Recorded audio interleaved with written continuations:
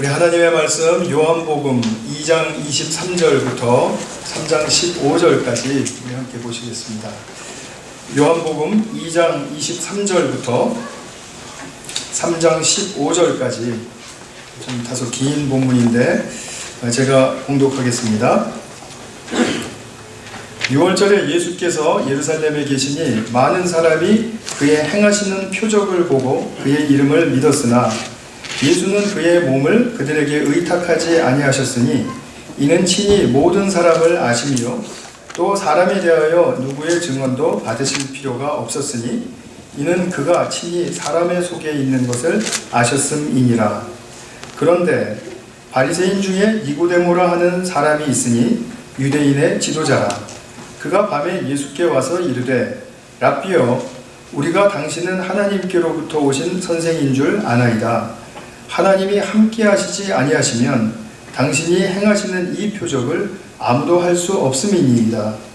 예수께서 대답하여 이르시되 진실로 진실로 내게 이르노니 사람이 거듭나지 아니하면 하나님의 나라를 볼 수 없느니라. 니고데모가 이르되 사람이 늙으면 어떻게 날 수 있사옵나이까? 두 번째 모태에 들어갔다가 날 수 있사옵나이까? 예수께서 대답하시되 진실로 진실로 내게 이르노니 사람이 물과 성령으로 나지 아니하면 하나님의 나라에 들어갈 수 없느니라. 육으로 난 것은 육이요 영으로 난 것은 영이니 내가 네게 거듭나야 하겠다 하는 말을 놀랍게 여기지 말라. 바람이 임의로 불매 네가 그 소리는 들어도 어디서 와서 어디로 가는지 알지 못하나니 성령으로 난 사람도 다 그러하니라. 니고데모가 대답하여 이르되 어찌 그러한 일이 있을 수 있나이까? 예수께서 그에게 대답하여 이르시되 너는 이스라엘의 선생으로서 이러한 것들을 알지 못하느냐? 진실로 진실로 네게 이르노니 우리는 아는 것을 말하고 본 것을 증언하노라. 그러나 너희가 우리의 증언을 받지 아니하는도다. 내가 땅의 일을 말하여도 너희가 믿지 아니하거든 하물며 하늘의 일을 말하면 어떻게 믿겠느냐? 하늘에서 내려온 자 곧 인자 외에는 하늘에 올라간 자가 없느니라. 모세가 광야에서 뱀을 든 것 같이 인자도 들려야 하리니 이는 그를 믿는 자마다 영생을 얻게 하려 하심이니라. 아멘.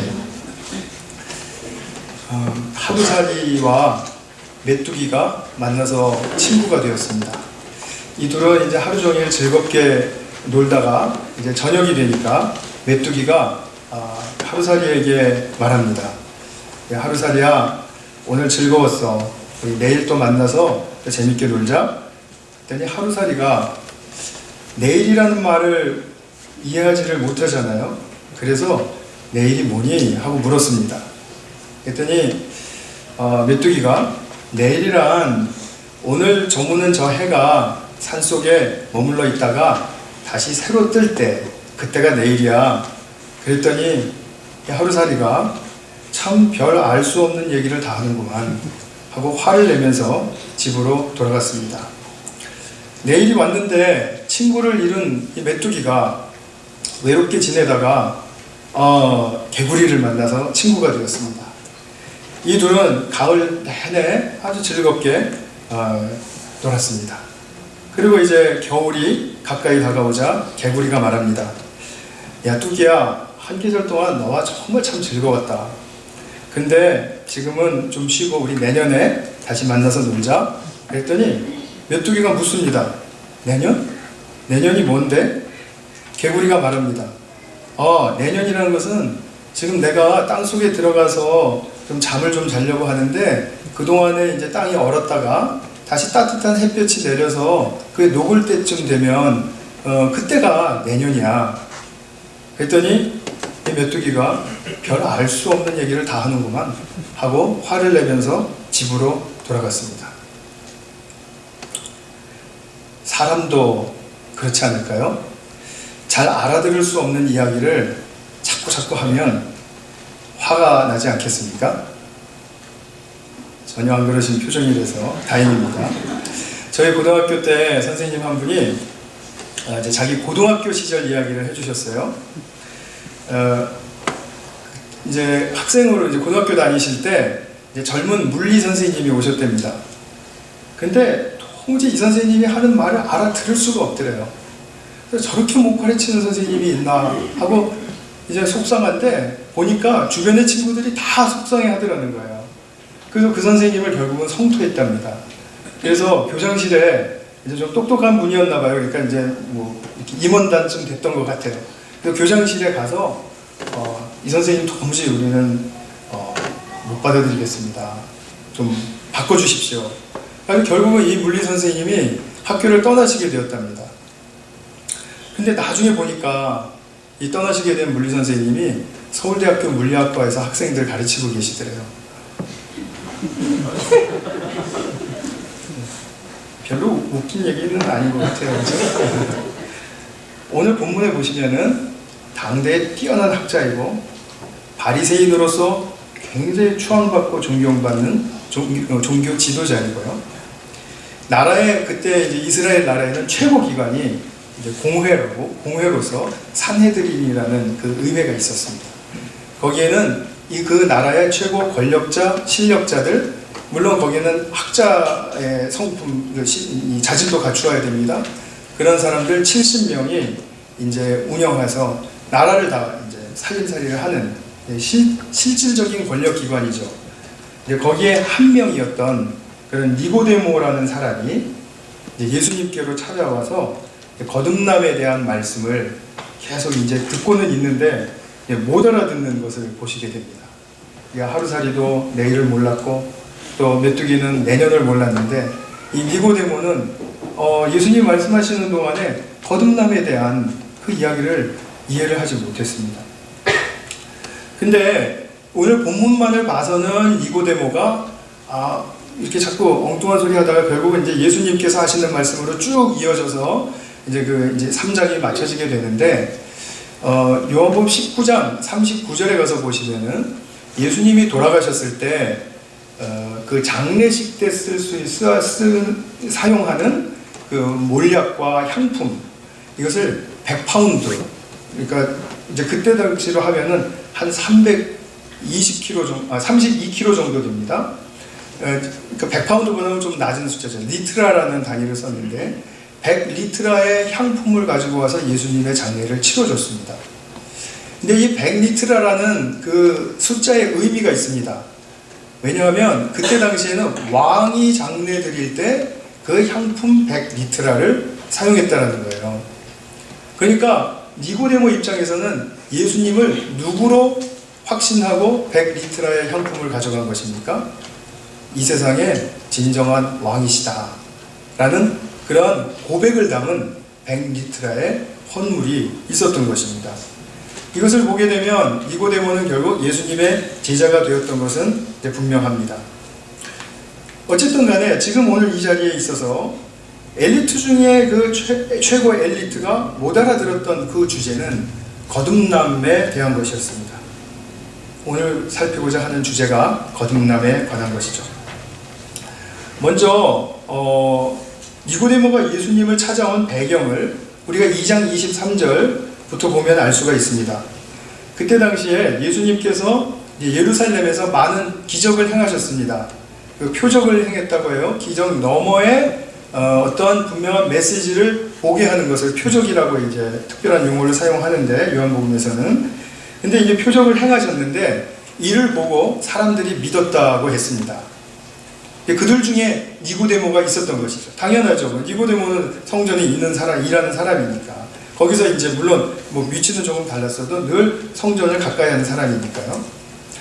근데 이 예수 믿는 사람이 많아지는데 예수님은 그들에게 의탁하지 않으셨다, 이렇게 말합니다. 그러니까 무슨 말이냐면 예수님의 표적을 보고 믿은 사람들의 그 믿음을 온전한 믿음으로 여기시지는 않았다라는 뜻입니다. 기적을 행하는 예수님을 보고 믿는 것은 믿음의 시작일 수는 있습니다. 그러나 그것이 온전한 믿음은 아니기 때문입니다. 믿음이라는 것은 한번 생겼다고 해서 그 믿음이 완전하지 않습니다. 표적을 보고 믿음을 갖기 시작한 사람은 이제 자기 안에 진정한 이 구원의 생명에 대한 호기심이 생깁니다. 굉장히 중요한 사인입니다. 그래서 표적을 보고 믿음을 갖는 것은 굉장히 중요한 일이에요. 그러나 그 표적을 보고 가지게 된 그 믿음 자체는 시작하는 믿음이지 온전한 믿음은 아니다라는 것입니다. 그래서 믿음으로 구원에 대한 비밀을 구하고 또 찾고 그러다 보니까 알게 되고 그래서 믿음의 더 깊은 여정으로 들어가게 되는 것이죠. 그것이 바로 믿음의 여정입니다. 믿음은 하나의 어떤 한 완벽한 세트로서 딱 주어지는 것이 아니라 우리 삶에 펼쳐지는 그런 과정의 의미를 담은 선물이라는 사실을 기억하셔야 됩니다. 신학자이기도 하고 또 인도에서 선교를 오래 하셨던 우리 스탠리 존스라는 아주 유명한 기독교에 걸출한 인물이 있습니다. 그분이 이런 말씀을 했습니다. 잘 들어보세요. 나는 기적을 믿지만 너무 많은 기적은 좋지 않다고 본다. 기적이 너무 많으면 우리는 약해진다. 자연 법칙에 순응하기보다 기적에 의지하게 된다. 기적은 주님이 계심을 알려주는 정도면 충분하다. 너무 많을 필요는 없다. 엉뚱하게 기적에 의존하지 않기 위해서라도. 그러니까 뭐 예를 들면 이것이죠. 공부는 하나도 안 했는데 내일 시험입니다. 내가 기도했습니다. 그렇게 해서 내가 공부를 안 했는데도 시험을 잘 보는 기적을 하나님 허락해 주십시오 라고 하는 그런 엉뚱하게 기적에 의존하지 않게 하기 위해서 우리나라가 축구 시합을 하고 있는데 막 지고 있어요. 근데 5분밖에 안 남았는데 막 3점 차이로 지고 있는데 막 열심히 기도하니까 결국 4대3으로 이겼다. 이런 거 엉뚱하게 기적에 의존하지 않기 위해서라도 너무 많은 기적은 필요한 것 같지가 않다. 오히려 좀 해가 되지 않을까 싶죠. 사도 바울도 데살로니가 후서 2장 9절 10절의 말씀을 보면 이런 말씀을 했습니다. 악한 자의 나타남은 사단의 활동을 따라 모든 능력과 표적과 거짓 기적과 불의의 모든 속임으로 멸망하는 자들에게 있으리니. 자, 사단이 무엇을 한다는 것입니까? 사단이 기적을 베푸는 일을 한다는 것입니다. 거짓 기적이라는 것이죠. 기적 자체는 맞습니다. 일어난 것이 맞아요. 기적 자체를 부인하는 것이 아니라 기적이 일어나는데 그 기적의 의도와 목적이 거짓된 것이라 이것입니다. 사람을 속이기 위한 것이라 이것이죠.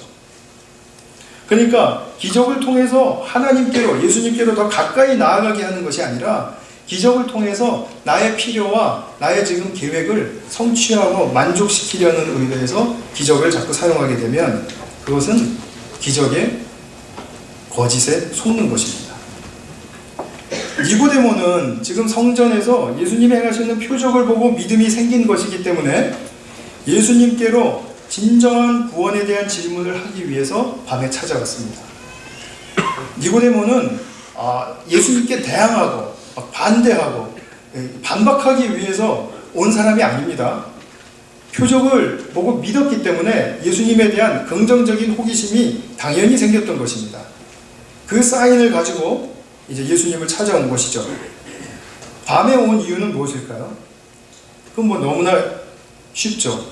그 높고 권력이 있고 또 실력이 있는 지도자여 학자가 나사렛 예수라는 그 젊은 청년에게로 영생이 뭡니까?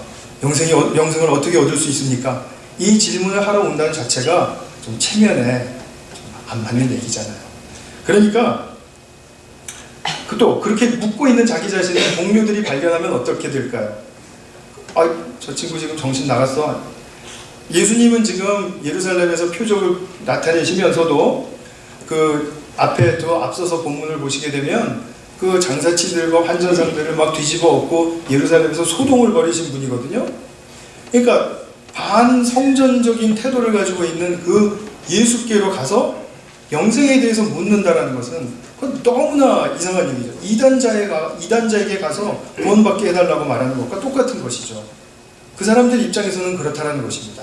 그러니까 이 사람들이 지금 그 눈초리를 지금 예수에 대해서 아주 곱지 않은 시선으로 지금 보고 있는데 그런 사람에게 가서 니고데모가 영생을 어떻게 얻느냐고 물어보면 그러면 나고되고 거기서 참 이렇게 왕따 당하기가 쉬워지겠죠. 사실 실제로 성서학자들은 니고데모가 후에 이 사내들인 공직에서 제명된 것으로 봅니다. 나중에 사내들인 명단을 보면 니고데모가 빠져 있다는 거죠. 그러나 니고데모는 영원한 생명, 영생을 어떻게 얻는 것인지에 대해서 진심으로 알고 싶어 했고, 그리고 예수님은 그의 의중을 꿰뚫어 보시고 아셨다는 겁니다. 그래서 3장 2절에 보시면은 당신이 행한 이 표적은 하나님이 함께 하시지 않으면은 이거는 가능한 일이 아닙니다 라고만 얘기했을 뿐인데 3절에 보면 예수님께서 대답하신다 이런 말씀을 합니다. 대답은 질문이 있어야 대답하는 거잖아요. 근데 아직 니고데모는 입으로는 질문을 하지 않았습니다. 그러나 2장 25절에 나와 있는 것처럼 친히 예수님은 그 사람 속에 있는 것을 아신다. 그렇기 때문에 니고데모가 왜 찾아왔는지를 아시는 거죠. 그래서 대답부터 먼저 하십니다. 사람이 거듭나지 아니하면 하나님 나라를 볼 수 없다. 이 유대교적인 표현이죠. 영생을 얻을 수 없다 이 말입니다. 여기서 보면은 3절에서 또 5절에서 하나님 나라에 들어갈 수 없다, 하나님 나라를 볼 수 없다 이런 표현으로 나오는데 이건 뭐 똑같은 표현이라고 이제 보면 됩니다. 영생을 얻을 수 없다라는 뜻입니다. 그러니까 니고데모가 이렇게 물었습니다. 사람이 늙으면 어떻게 날 수 있사옵나이까? 두 번째, 모태에 들어갔다가 날 수 있사옵나이까? 제가 생각하기에는 니고데모가 이 말 하고 나서 아차 싶었을 것 같아요. 내가 지금 도대체 무슨 말을 하고 있는 거지? 내가 지금 제정신이야? 아니, 어머니 뱃속에 들어갔다가 다시 태어나서는 없는 거 뻔히 알면서도 거듭난다라고 거듭나야 하나님 나라를 볼 수 있다고 얘기하시는, 내가 지금 이 얘기를 지금 왜 한 거야? 그랬을 것 같아요. 그냥 제 생각으로는요. 근데 예수님께서 거듭난다라는 말을 하실 때는 이거 원어 자체가 두 가지 뜻을 포함합니다. 하나는 위로부터 난다라는 뜻입니다. 위로부터 근원을 갖고 온다라는 뜻이에요. 그 다음에 두 번째는 다시 새로워지고 태어난다라는 뜻입니다. 그러니까 위로부터 다시 나서 새롭게 태어나는 것, 그것을 말하는 거거든요. 그러니까 이 두 가지 뜻을 잘 생각하셔야 됩니다. 거듭난다라는 것은 하나님의 나라와 이렇게 맞닿는 일이 있어야 된다. 하나님 나라와 통하는 일이 있어야 된다. 하나님 나라의 어떠한 생명의 무언가가 내게 전달되는 역사가 있어야 된다. 즉 그것이 거듭난다라는 사건 속에서 분명하게 전제되어야 할 말인 것이죠. 그러니까 예수님께서 모태에 들어갔다가 날 수 있사옵나이까? 뭐 이렇게 물어보니까 거듭난다라는 말은 그렇게 하는 게 아니라 물과 성령으로 난다라는 뜻이다. 요한복음 용법 중에 독특한 것이 참 많이 있는데요. 물과 성령으로 난다는 것은 물 따로 성령 따로 있다는 게 아니라 성령으로 난다라는 뜻입니다. 성령을 강조하기 위해서 물과 성령으로 라는 표현을 쓴 것입니다. 그러면서 진실로 진실로 라는 말씀을 하시죠. 이거는 다른 성경에도 보면은 예수님이 진실로 진실로 이렇게 말씀하신다라고 한 표현이 많죠. 그냥 원어로 하면 아주 쉬운 말입니다. 진실로 진실로는 아멘 아멘 두 번 이렇게 얘기하는 것입니다. 그러니까 예수님께서 먼저 말씀하시기 전에 아멘 아멘 하고 이렇게 말씀하시면 이 말은 정말 너무나도 확고한 진리이니까 잘 새겨서 듣고 이 진리의 역사가 너에게 임하기를 원한다라는 그 뜻으로 진실로 진실로 아멘 아멘 이렇게 이제 말씀을 하시는 거예요. 그러면서 6절에 보시면은 육으로 난 것은 육이고 영으로 난 것은 영이다 이렇게 말씀하시죠. 이게 무슨 뜻입니까? 육으로 난 것은 다 나쁜 거다 이런 뜻이 아닙니다. 자연과 세상 차원에서 일어나는 일이 아니라는 뜻입니다. 육으로 난 것은 맞다. 육으로 난 것은 육이다. 그렇지만 영으로 난 것이 또 따로 있다. 거듭나는 역사가 바로 그것이다. 그래서 거듭남의 생명을 얻는 것, 즉 영생을 얻는 것, 이것은 지금 자연과 세상 차원에서 일어나는 것이 아니다. 지금 잘 이해되고 계시나요? 이해하시지 못하시면 화날 가능성이 있기 때문에 제가 굉장히 지금 조심스럽습니다. 잘 이해하시면서 따라와 주시기 바랍니다. 정말 그래요. 그러니까 말하자면 이것이죠. 남자 여자가 만나서 사랑을 하러 결혼을 했습니다. 그래서 아기를 낳습니다. 이 일은 자연세계 속에서 충분히 가능한 일이고 우리가 규명하고 이해할 수 있는 일이잖아요. 그러나 영으로 난 것은 영이다 라고 얘기할 때 그것은 이 세상의 자연적인 어떤 일반적인 또는 원리적, 이 세상에서 통용되는 원리적인 차원으로 설명이 안 된다, 이런 뜻을 지금 내포하고 있는 거죠. 그래서 영으로 난다라는 것, 거듭난다라는 것은 지금 육적 세계에서 일어나는 일의 차원이 아니라 이건 다른 차원의 일이다. 그러나 인간은 원래 지으심을 받을 때 이 육적인 차원의 세상만 살게끔 되어 있는 것이 아니라 영적인 세계도 같이 함께 끌어안고 살도록 지으심을 받았기 때문에 영적인 삶만 따로 살고 육적인 삶만 따로 살고 이렇게 이원론적인 얘기를 하는 것이 아닙니다.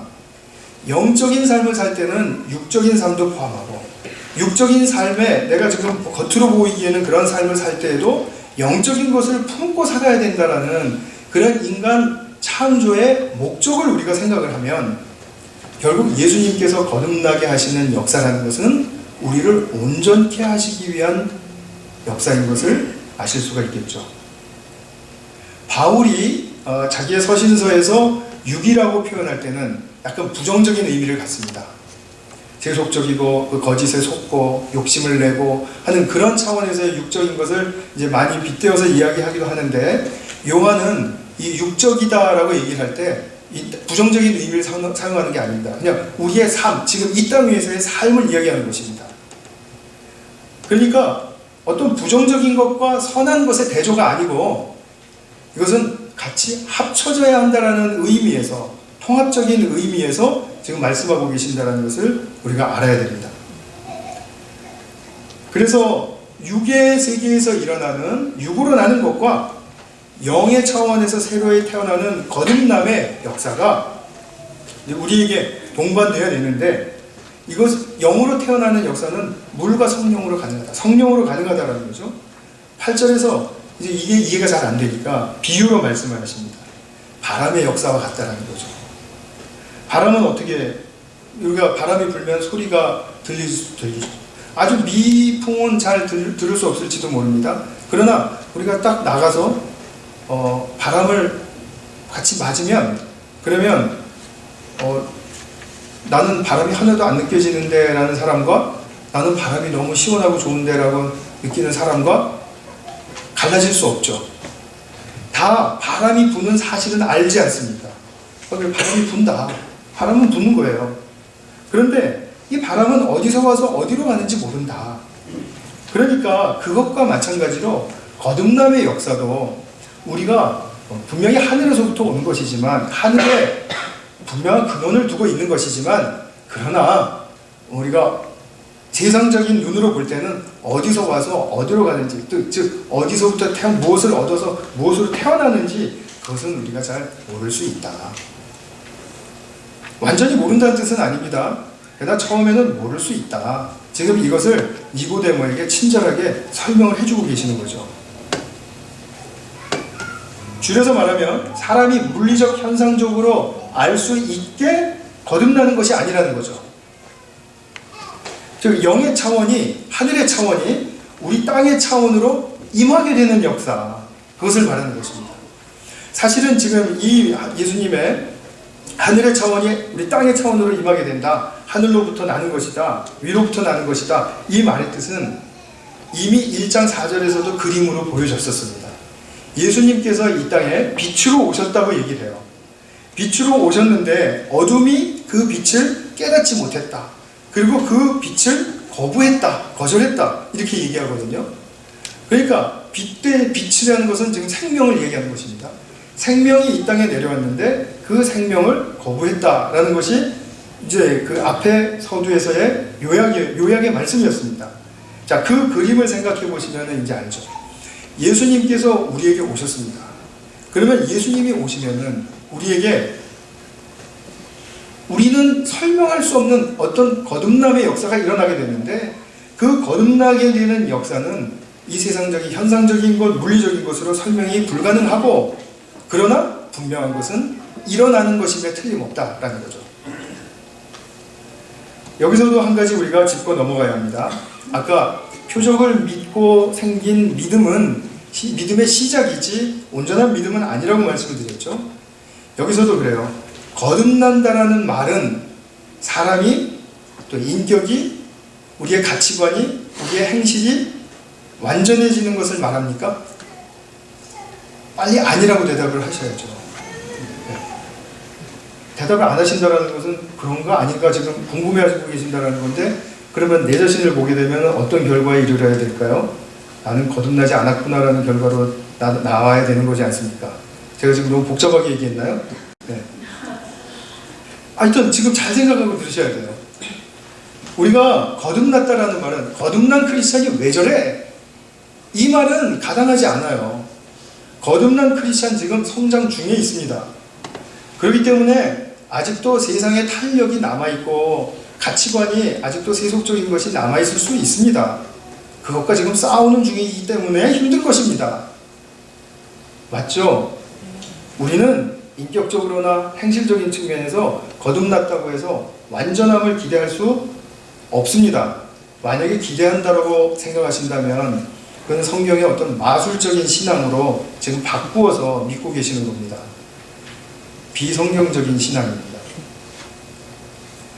우리가 영원한 생명을 씨앗의 형태로 우리의 마음과 인격의 밭에 받아들였다는 것, 그 상태가 거듭났다는 것입니다. 그 상태가. 그러니까 거듭났다는 것이 생명의 완성 단계 이런 것이 아니라는 것을 분명히 아셔야 되고, 그러나 거듭나게 돼서 영원한 생명이 내 마음과 인격밭에 심겨지고 그것이 생명으로 꿈틀거리면서 이제 싹을 내면서 줄기를 내면서 이렇게 되면은 우리의 의식과 정신세계의 변화가 옵니다. 어떤 변화가 오게 되면 나는 과연 무엇을 향해서 살아야 할까? 그 무엇을 향해서 나아가는 길 위에서는 나는 어떻게 살아야 할까? 이 두 가지 질문이 꼭 생기게 되어 있습니다. 인간이기 때문에. 그러면 우리는 성경을, 하나님의 말씀을 보면서 알게 돼요. 우리가 사는 목표라는 것은 하나님이 목표한 수준이라는 게 있는 것이로구나. 대표적인 말씀이 에베소서 4장 13절이잖아요. 그리스도의 장성한 분량에 이르기까지 우리는 자라가야 한다. 목표는 그리스도의 장성한 분량이죠. 자, 그러면 그 분량에 이르기까지 우리는 어떻게 살아가야 합니까? 어떻게 살아가야 하냐면 하나님을 의탁하고, 의탁하는 가운데 하나님으로부터 인격적인 또는 세상의 모든 어떤 자원들을 받아서 그 자원으로 우리 자신의 삶을 가꾸면서 살아가야 한다. 이것이죠. 예를 들면 이것입니다. 이제 올 가을 학기에도 산타페와 우리 UF에 신입생들이 많이 왔는데, 우리 이 학생들, 신입생들이 그 학생증을 딱 발급받는 그 순간, 이미 이전에 어드미션을 받았을 때에도 어셉턴스를 보냈다면, 그러면 그 학교 학생이죠. 그 학교 학생으로서 신분이 거듭났죠? 비유로 말하면요. 그죠? 그 전에는 이 학교 학생이 아니었으니까 지금은 입학하고 나서 이 학생으로서 거듭났죠. 그러나 거듭났다라는 상태가 그 학교에서 요구하는 어떤 과정에서 이수해야 될 모든 것들을 잘 이루었다라는 그런 수준에 이르렀다라는 뜻은 아니죠.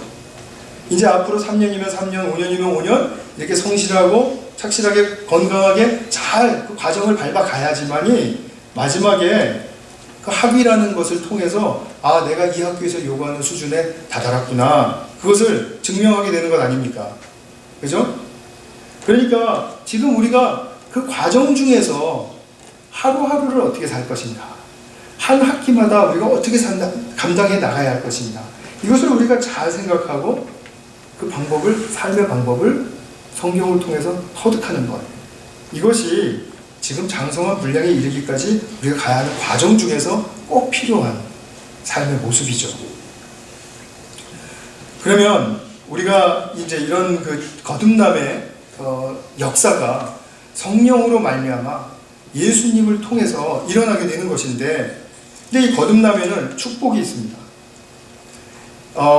거듭나고 나서 아무런 축복이 없다 그러면 그게 무슨 일입니까? 아무 일도 아니죠. 그냥 거듭났다. 그게 뭐예요? 아무것도 아니죠.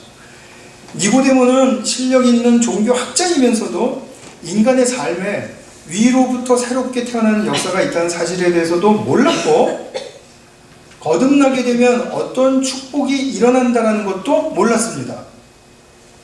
그래서 예수님께서 12절에 보면 이런 말씀을 하시죠. 예수님이 내가 이렇게 땅의 일을 말하여도 믿지를 못하는데 하늘의 일을 말하면 어떻게 믿을 수가 있겠느냐. 지금 니고데모에게 하시는 이 말씀의 뜻을 잘 아셔야 됩니다. 지금 땅의 일이 무엇을 말하는 것이라고 생각이 되시나요?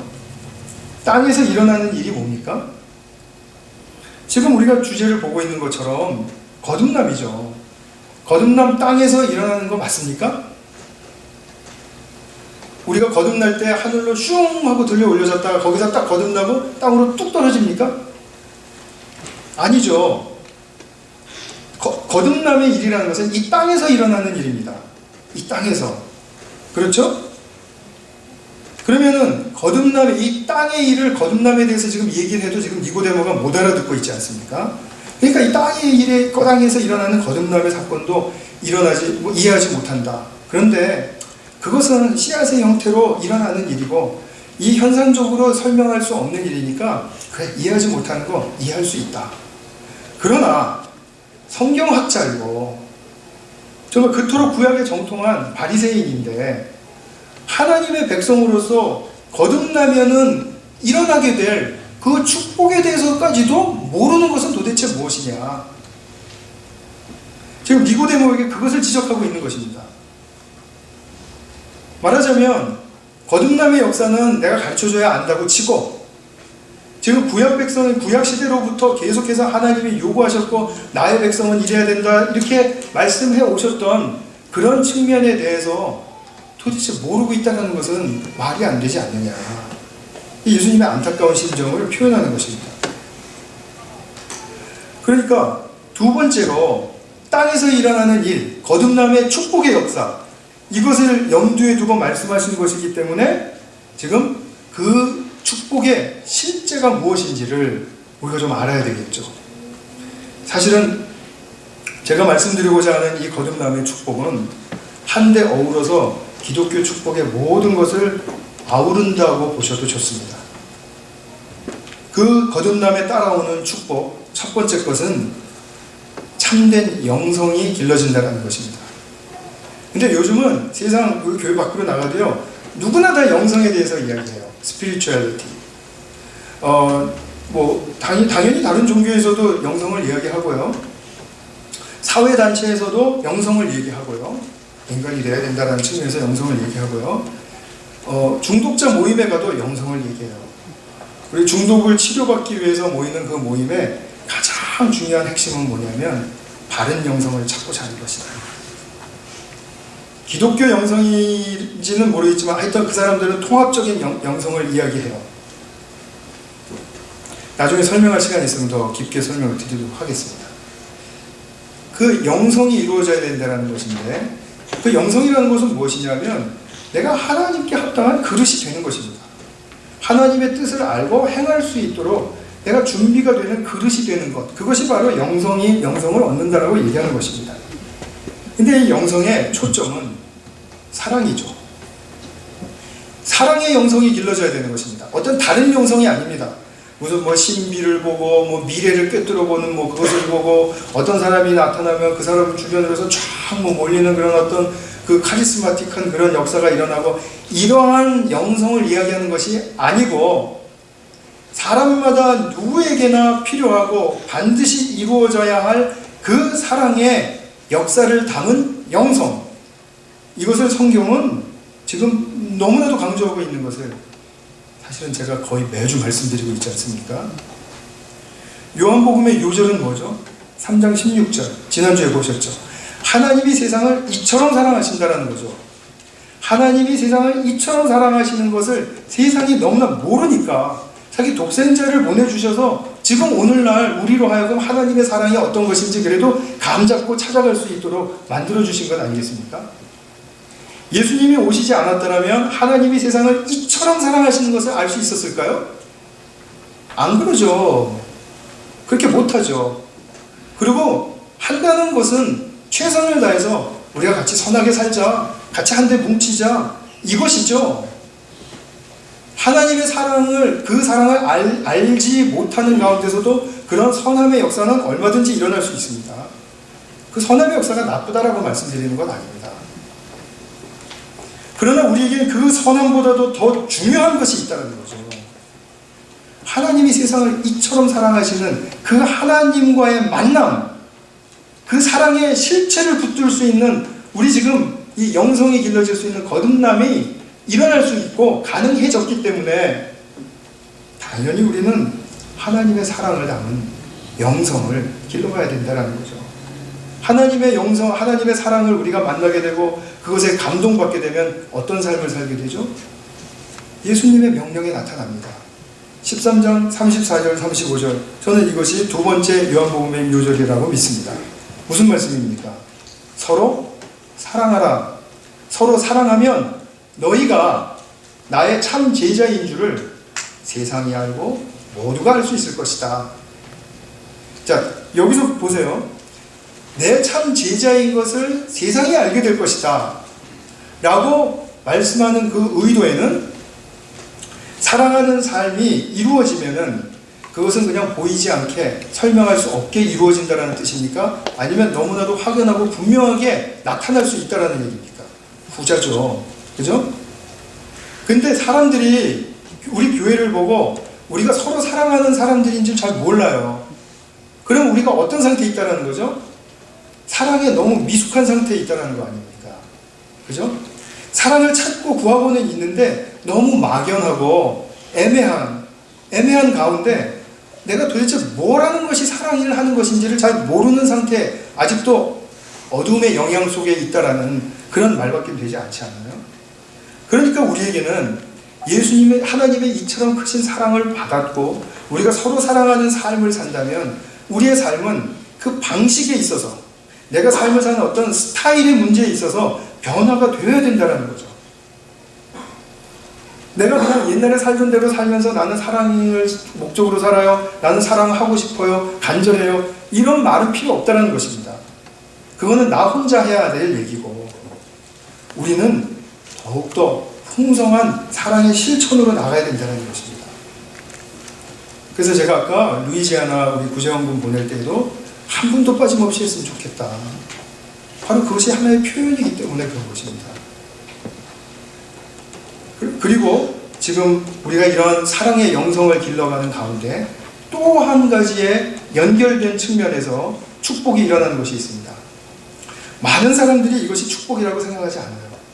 그러나 이것은 분명하게 성경이 약속하고 있는 축복입니다. 그것은 무엇이냐면 참된 공동체를 이루는 것입니다. 공동체 하면은 요즘은 뭐 우습게 보는 사람들이 너무나 많기 때문에요. 어디 다른 유토피아적인 어떤 공동체가 또 따로 있을 것이라고 생각하고 그것을 막 쫓고 있는 사람들이 이 세상에 참 많습니다. 그러나 참된 공동체를 이룬다는 것은 너무나도 중요한 것입니다. 근데 참된 공동체를 어떻게 이루느냐? 자, 참된 공동체는 사랑함으로서만 이루어집니다. 근데 그러면 공동체라는 그 의미와 뜻이 무엇인가? 제가 한번 잘 정의를 내려드려 볼 테니까 한번 새겨서 들어보시기 바랍니다. 우리 거듭난 사람들에게는 이제 인간의 목표가 있다고 했죠. 앞으로 우리는 예수님의 장성한 분량에 이르기까지 이제 자라가면서 어느 시점에서 마지막 날에 하나님 앞에 세워질 것입니다. 근데 그 하나님 앞에 마지막 날에 세워질 때 나만 서는 것이 아니라 하나님의 백성들이 다 같이 세워집니다. 그래서 하나의 보편적인 우주적인 교회를 거기서 만나게 됩니다. 하나님의 백성이 전부 다 하나님 앞에 모여있는 그 거대한 공동체입니다. 그 공동체를 유니버설 처치라고도 얘기하기도 하고요. 그리고 보편적 교회다, 우주적 교회다, 이렇게도 표현하기도 합니다. 사실은 우리 교회는 지금 그 우주적인 교회에 다다르기 위해서 하나의 지체로서, 작은 지체로서 지금 그 한 몸을 이루기 위해서 우리 공동체 자체가 움직여가고 있는 것이죠. 자, 그럼 이 그림을 가지시고요. 하나님 앞에 모여들 유니버설 처치, 우주적인 교회를 향해서 함께 나아가면서 그 삶의 특징이 사랑으로 나타나는 두 사람 이상의 모임을 공동체라고 얘기합니다. 제가 아멘이 한 분도 없으실 줄 제가 알았습니다. 진정으로 사랑하고 그 목표를 향해서 같이 걸어가는 두 사람 이상이 모였을 때 그것을 교회라고 얘기한다는 것입니다. 그러니까 오늘 우리가 100명이 모였다, 몇십 명이 모였다 이렇게 얘기할 때 우리의 소명은 모든 사람들을 다 사랑하는 데 있지 않습니다. 제가 착각한다면서 말이 이상합니다. 착각하시지 마세요. 모든 사람을 내 삶을 다해서 섬길 만큼 우리의 역량이 그렇게 큰 존재들이 아니지 않습니까? 우리는 한 사람 사랑하기에도 무척 버거운 존재들이라는, 그 나약한 존재들이라는 것에 대해서 자각이 있으셔야 합니다. 모두를 사랑하는 게 아니라 내 가까이에 있는 어떤 한 사람을 내가 진정으로 사랑할 수 있는가, 그것이 관건입니다. 그것이. 나는 교회 다니면서 다른 사람들이랑 별 문제 없이 좋게 다니고 있어요. 그러면은 그것이 사랑을 잘하고 사는 사람입니까? 아니라는 거죠. 아니라는 거죠. 분명하게 오늘 새기셔야 됩니다. 물론 사람의 역량에 따라서는 한 사람, 두 사람, 10사람, 20사람 이렇게 사랑하면서 점점 우리가 그런 방향으로 가야 되겠죠? 그러나 첫 번째로 내가 한 사람에 대해서 내 인생과 나의 모든 것을 예수님의 사랑으로 그렇게 사랑할 수 없다면 내게서는 아직도 사랑의 역사가 나타나고 있지 않은 것이라는 거죠. 그렇기 때문에 100명이 모였다면 100명 다 사랑하라는 것 아닙니다. 내 옆에 있는 한 사람을 사랑하라는 것입니다. 그리고 한 사람이 되면 또 같이 상승작용을 일으키게 될 것입니다. 그 사랑을 받은 사람이 나를 사랑해주고 또 그 사람이 또 다른 사람 한 사람을 사랑하면 그 사람이 또 다른 사람을 또 한 사람을 사랑할 줄 알게 되고, 이렇게 해서 사랑의 역사로 지어져가는 참된 공동체, 그것이 바로 이 땅에서의 축복입니다. 감사합니다. 아까는 아멘이 한 분도 없었는데 지금은 몇 분 생겼습니다. 근데 가만히 보면요, 우리 성도님들은 진짜 표정 관리를 너무나 잘하셔가지고요, 도대체 제가 드리는 말씀을 긍정적으로 받아들이고 있는지 아니면 그냥 부정적으로 지금 거절하고 있는지 제가 도무지 알 길이 없어요. 그렇게 함으로써 저의 내공을 길러주시는 것에 대해서 심심한 감사를 드립니다. 그래서 두 개 말씀드렸죠. 참된 사랑의 영성이 길러지게 되면, 그러면 그것은 우리로 하여금 예수님의 제자인 줄 알게 합니다. 더군다나 그것으로 말미암아 참된 공동체가 이루어지면 그것은 더할 나위 없이 거듭남의 축복의 역사에 장을 이루는 것입니다. 말씀을 맺겠습니다. 다시 두 가지 강조하겠습니다. 거듭나고서 우리 거듭남의 역사는 예수님께 호기심을 가지고 예수님께 다가가서 예수님과의 만남이 있으면 성령으로 거듭납니다. 자, 그러면 내 삶에서 거듭남의 결과로서 목적의식이 생기고 어떻게 살아가야 할 것인가에 대한 의식이 이제 일어나기 시작하죠. 그런 가운데 이제는 사랑이라는 영성의 그릇이 잘 지어져야 되겠구나. 이것이 바로 첫 번째 거듭남의 축복이고, 자, 두 번째로는 그렇게 된 사람들이 공동체를 이루게 되면 그것이 진정한 축복이다라는 거죠. 그래서 이 공동체가 왜 이것이 축복이 되느냐 하는 문제는 오늘 설교에서 다룰 수가 없고요. 다음 기회에 요한복음 강해에 가면서 나올 때 말씀드리도록 그렇게 하겠습니다. 지금 이 시간에 우리 같이 한번 기도하겠습니다.